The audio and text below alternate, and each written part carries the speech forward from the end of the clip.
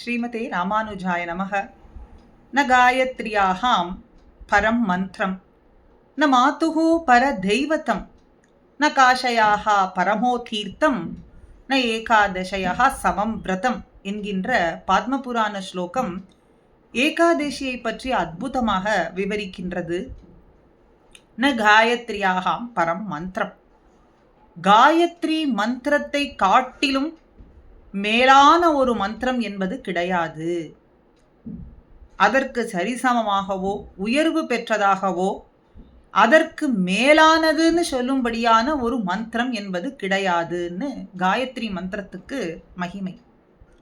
அதுபோல ந மாதுஹு பர தெய்வத்தம், மாத்ரு தேவோ பவ என்கின்ற வேத வாக்கியங்கள் ஸ்லோகங்கள்லாம் சொல்கிறதுபடி மாதாவை காட்டிலும் உயர்ந்த தெய்வம் என்பது கிடையாது.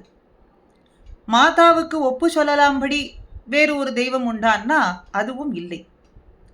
அப்படி மந்திரங்கள்ல காயத்ரி எப்படி உயர்வானதோ அதுபோல தெய்வங்களிலே மாதாவானவள் உயர்வு பெற்றவள். ந காஷயகா பரமோ தீர்த்தம், தீர்த்த ஸ்தலங்களிலே காசிக்கு நிகரான மோக்ஷபுரி என்பது ஒன்று இல்லை. அப்படிப்பட்ட உயர்வு பெற்றது காசி.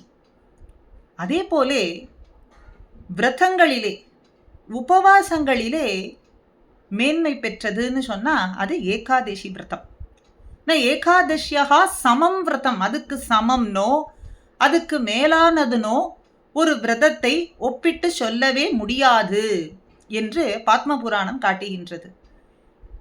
ஏக்கம்னா ஒன்று, தசனா 10, ஆக 10 ஒன்று சேர்ந்து 11வது நாளான வரக்கூடிய திதியைத்தான் ஏகாதசி என்று இப்படி சுக்ல பட்சத்திலேயும் கிருஷ்ண பட்சத்திலேயும் 2 முறை மாதத்திலே வரக்கூடியதான இந்த திதியிலே நாம் உபவாசம் இருந்து பகவத் சிந்தனையோடு அந்த எம்பெருமானை நோக்கி பிரார்த்திக்க வேண்டும் என்றுதான் பல ஸ்லோகங்கள் காட்டுகின்றது. ஏகாதசிர் திதிர் ந பூதா ந பவிஷ்யதி, ஏகாதசி சம்ஹா திதிர் ந பூதா ந பவிஷ்யத்தின்னு சொல்றபடிக்கு ஏகாதசிக்கு சமமான ஒரு திதி இந்த காலத்திலேயோ சென்ற காலத்திலேயோ வருங்காலத்திலேயோ இருக்க போவது கிடையாது. அப்படி அந்த காலத்திலே எம்பெருமானை நோக்கி தியானித்திருப்பவர்களை கண்டு அந்த ரிஷிகேஷன் ஆனவன் மகிழ்ந்து அவர்களுக்கு அருளை சுரக்கின்றான். ஏகாதசிர் விரத நாம சர்வ பாப பிரணாசனம், சர்வ விதமான பாவங்களானது தீயிலிட்ட பஞ்சு போல பொசுங்கி போய்விடுகின்றது. எம்பெருமான் அந்த விஷ்ணுலோக பிராப்தியையே நாம் அடையும்படியான பேரு இந்த ஏகாதசி விரதமானது கொடுக்கின்றது.